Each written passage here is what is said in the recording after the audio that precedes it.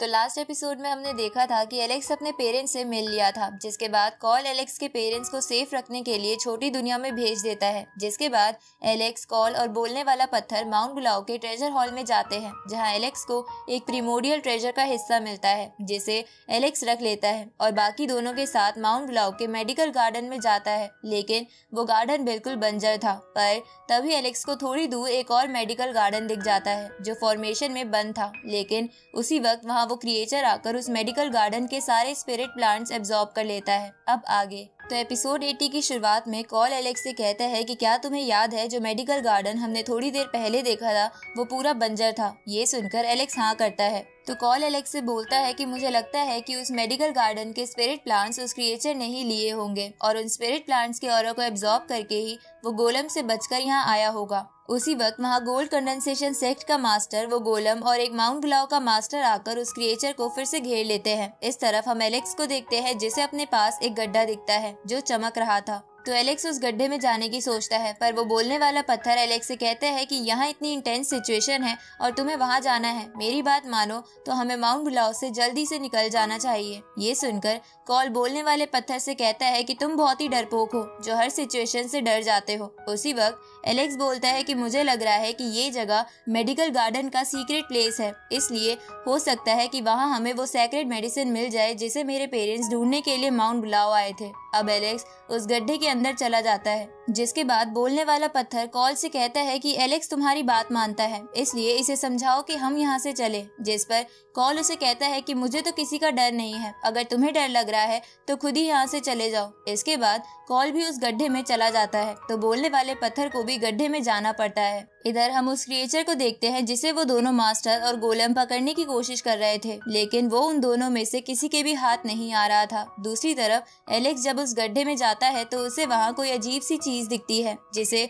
Formation में कैद कर रखा था, पर तभी वहाँ कुछ ट्रैप्स एक्टिवेट हो जाते हैं और एलेक्स पर अटैक करते हैं। लेकिन एलेक्स अपनी स्वॉर्ड से उन अटैक को डिस्ट्रॉय कर देता है। तभी वहाँ वो पत्थर और कॉल भी आ जाते हैं, तो वो ट्रैप्स बोलने वाले पत्थर और कॉल पर भी अटैक करते हैं। जहाँ कॉल तो उन ट्रैप्स के अटैक से बच जाता है, लेकिन बोलने वाला पत्थर बहुत दूर जाके गिरता है। उसी वक्त वहाँ और भी ट्रैप्स एक्टिवेट हो जाते हैं, लेकिन एलेक्स उन ट्रैप्स और उस फॉर्मेशन को एक ही बार में अपने स्वॉर्ड के अटैक से डिस्ट्रॉय कर देता है। अब वो तीनों उस चीज को देखते हैं जो कि एक फ्लावर पॉट था जो जमीन के साथ जुड़ा हुआ था। ये देखकर कॉल कहता है कि ये कोई आम फ्लावर पॉट नहीं हो सकता। ये सुनकर एलेक्स उस फ्लावर पॉट में अपनी थोड़ी स्पिरिचुअल एनर्जी डालता है, जिसके बाद उस फ्लावर पॉट में एक रंग बिरंगा प्लांट उग जाता है, जिसे देखकर वो पत्थर कॉल से पूछता है कि कहीं ये माउंट बुलाओ का वो लेजेंडरी स्पिरिट प्लांट तो नहीं है। जिस पर कॉल बोलता है कि हाँ, ये वही 5 एलिमेंटल प्लांट है, लेकिन इसे लोअर वर्ल्ड में 5 एलिमेंटल ग्रास कहते हैं, क्योंकि ये अपर वर्ल्ड में जाने के बाद ही ट्री में कन्वर्ट होता है, जिसके बाद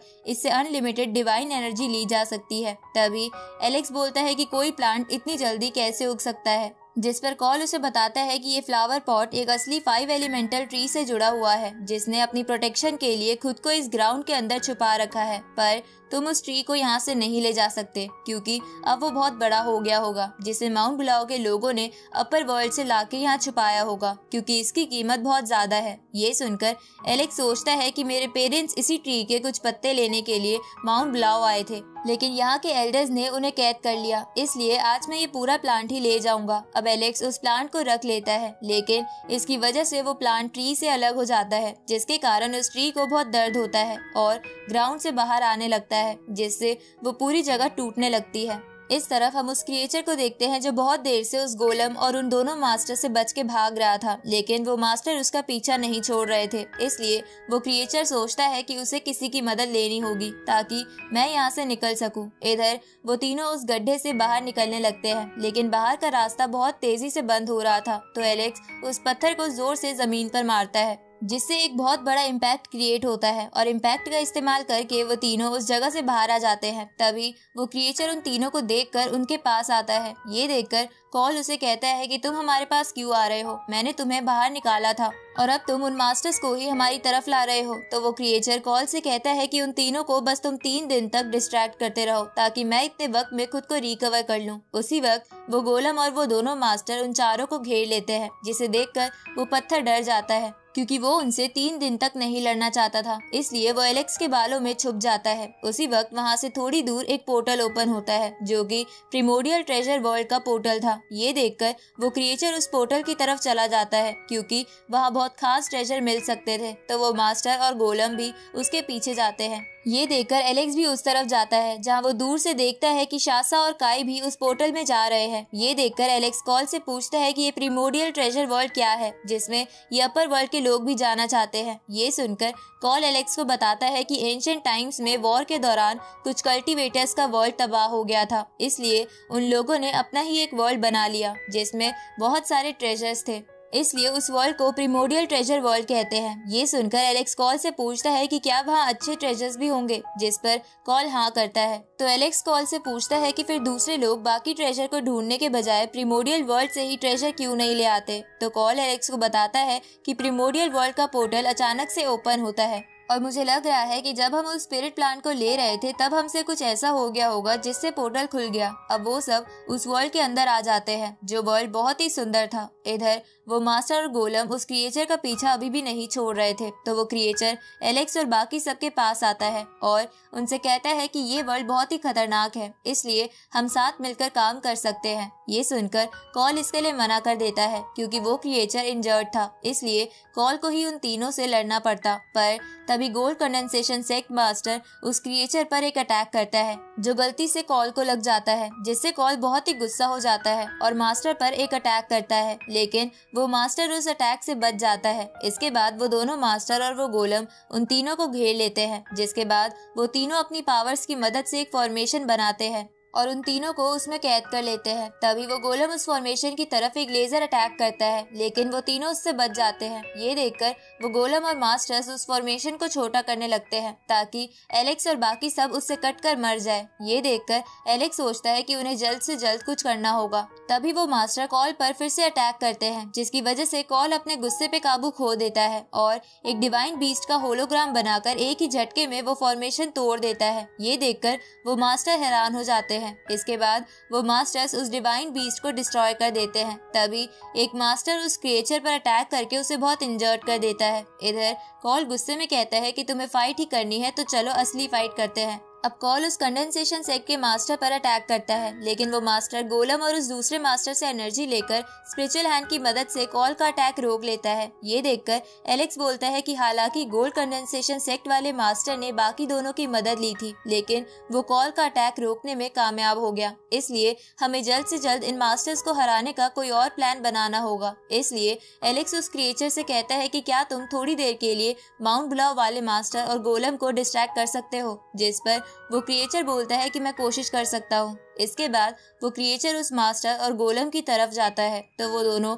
उस क्रिएचर पर अटैक करते हैं, लेकिन वो क्रिएचर उन अटैक से बच के उन दोनों को अपनी स्पिरिचुअल पावर की मदद से बांध देता है। इधर कॉल एलेक्स की फैमिली को अपनी छोटी दुनिया से बाहर निकाल देता है और खुद बड़ा होकर 5 पार्ट्स में डिवाइड होकर उस गोल्ड कंडेंसेशन सेट के मास्टर की तरफ बढ़ता है। तो वो मास्टर कॉल को रोकने की कोशिश करता है, लेकिन कॉल उस मास्टर को निगल जाता है। ये देखकर एलेक्स कहता है कि मुझे नहीं पता था कि कॉल इतना ताकतवर है।